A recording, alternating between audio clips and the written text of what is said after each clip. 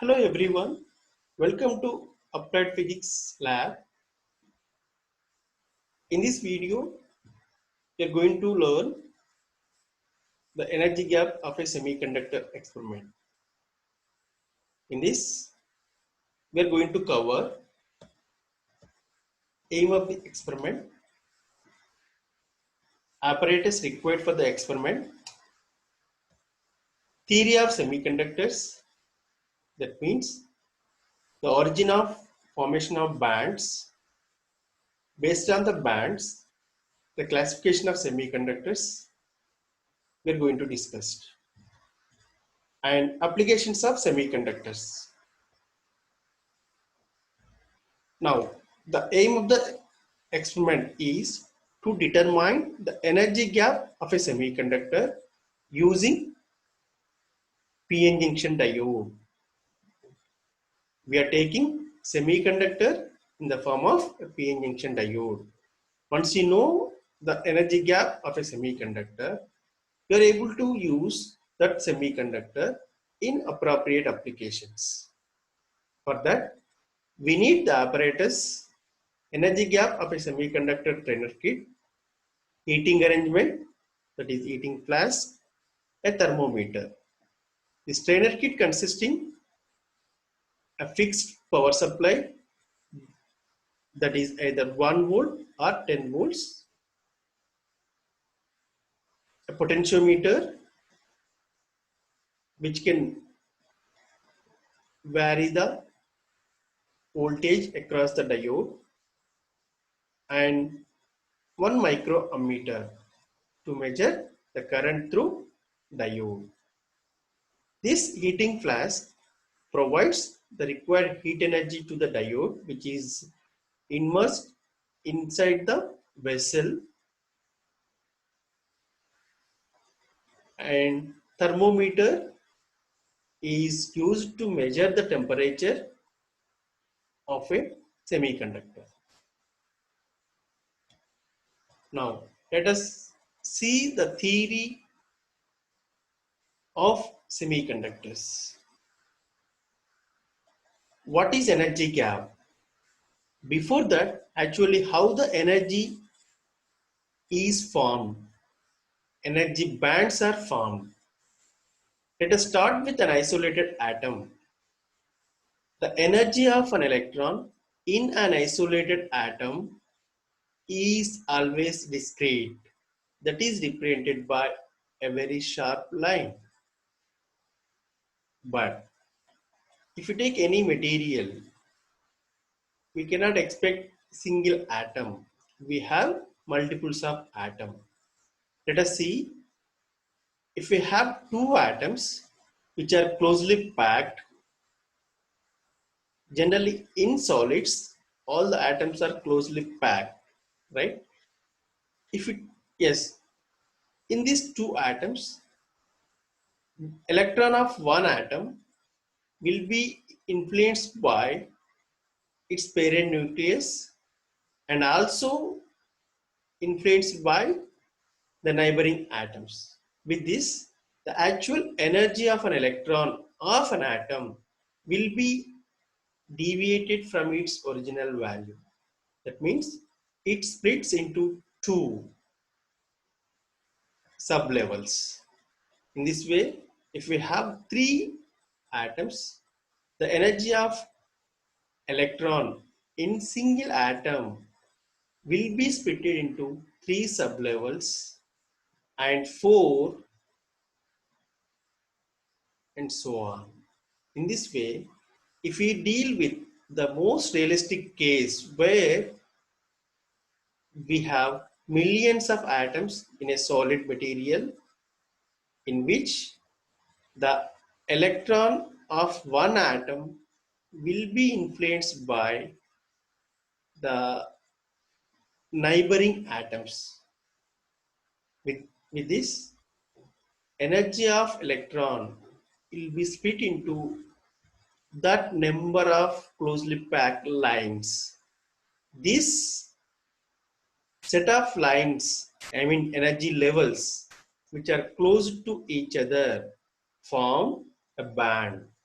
So this band is corresponding to a particular electrons, like for example, the second orbital electrons of all the atoms will form one energy band.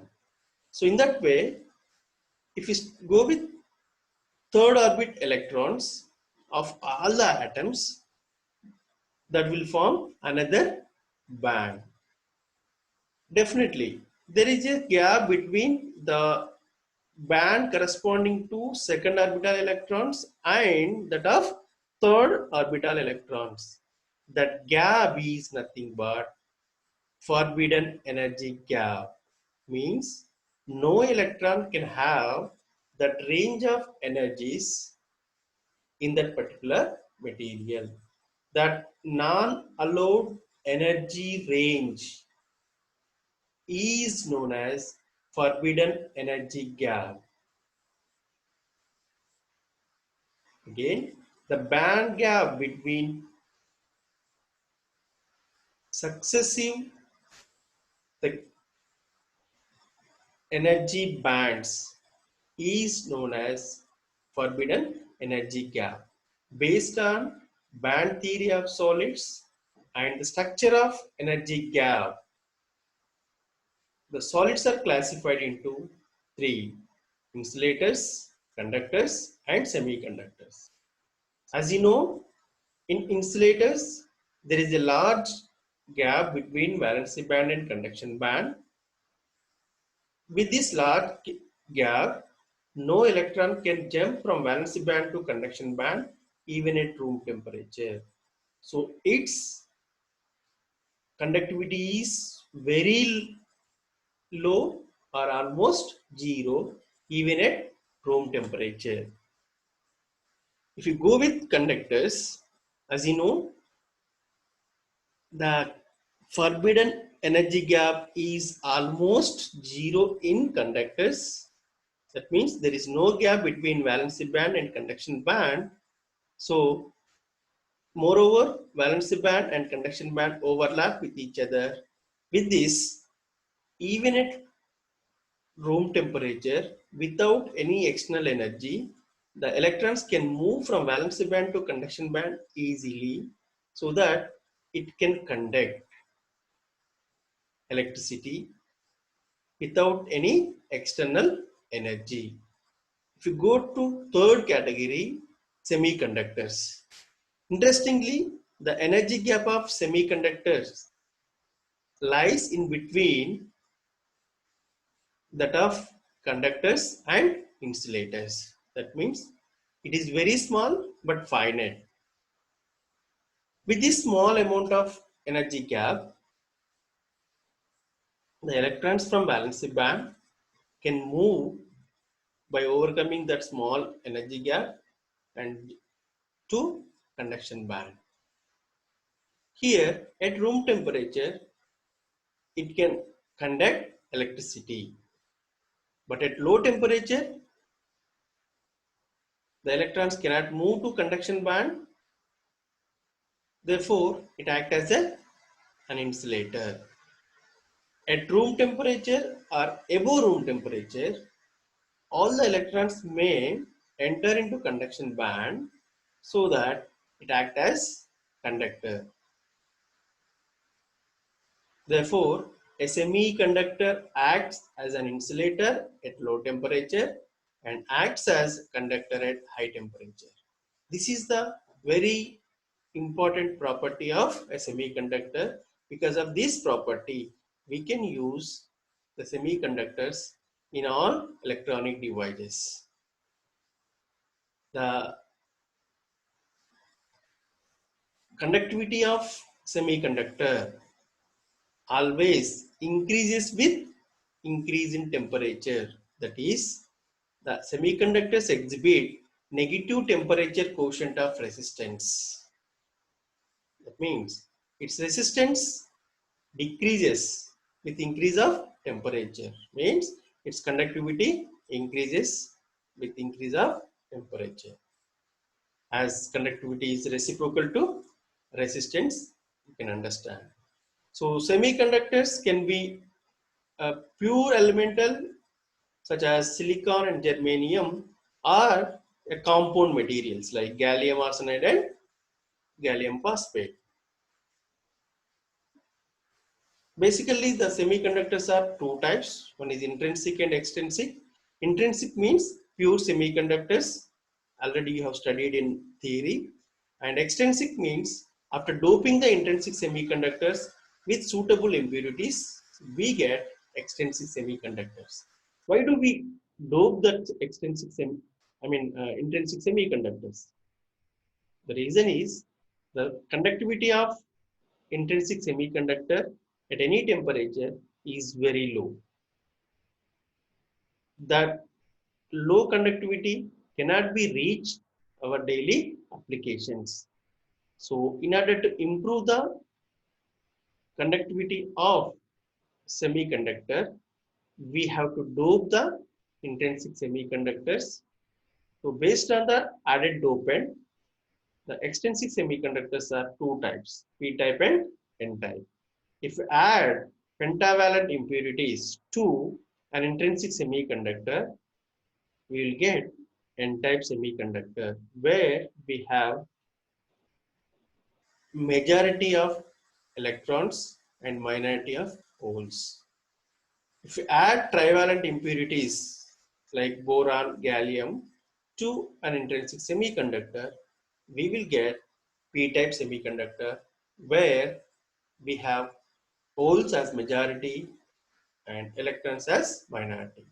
After forming the p-type and n-type semiconductor, you can add them and form a p-n junction diode.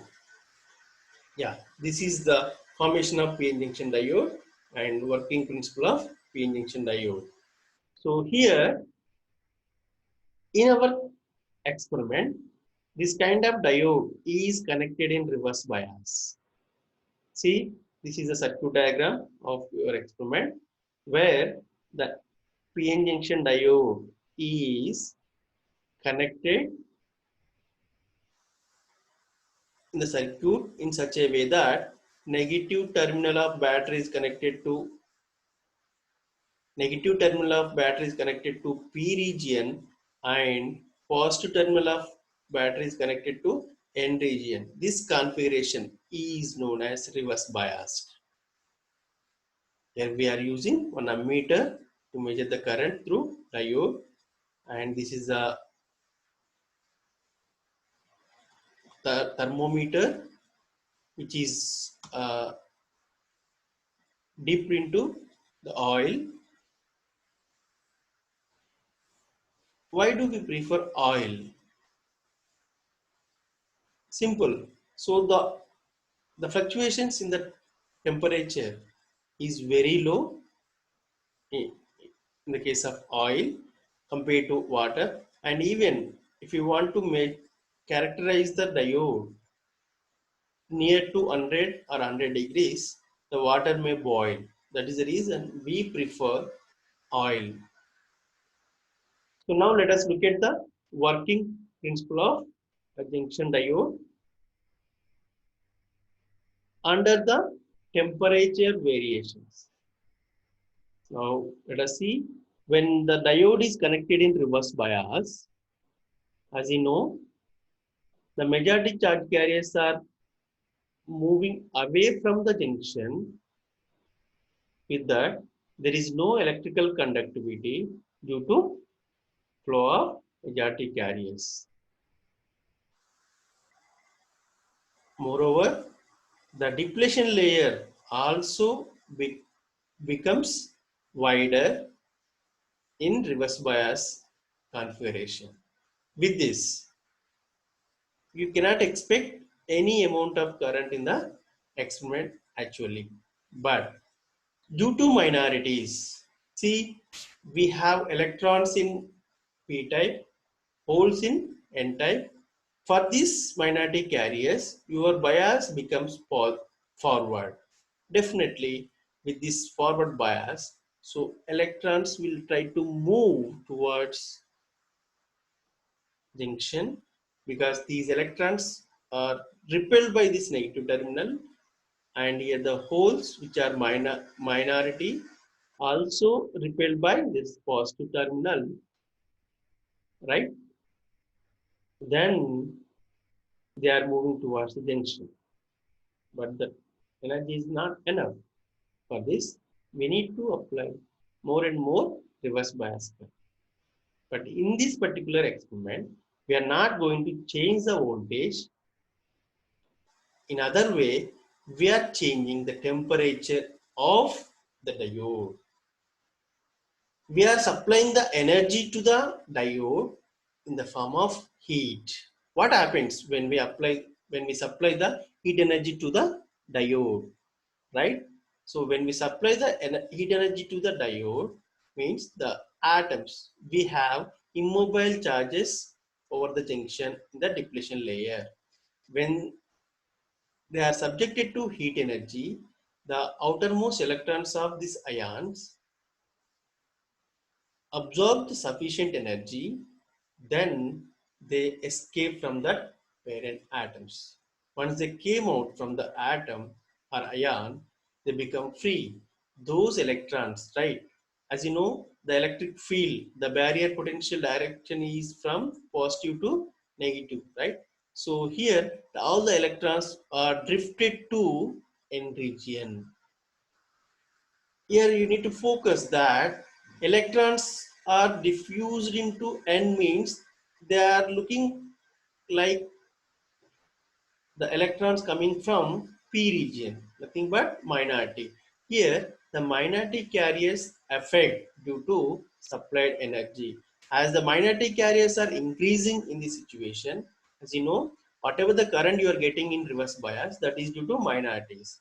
As the minority carriers are increasing, your reverse saturation current also increases. Here you are going to observe that there is a increment in the current, that is reverse saturation current, with respect to temperature. That part we are going to observe in the procedure. Thank you.